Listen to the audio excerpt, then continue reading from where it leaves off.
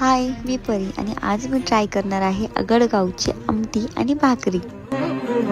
देवराज सेव्यमान पावनाग्रि पंकजं व्यालयज्ञ सूत्रमिन्दु शेखरं कृपाकरं. देवराज सेव्यमान पावनाग्रि पंकजं व्यालयज्ञ सूत्रमिन्दु शेखरं कृपाकरं. नारदादि योगी वृंद वंदितं दिगंबरं काशिकापुराधिनाथ काल भैरवं भजे.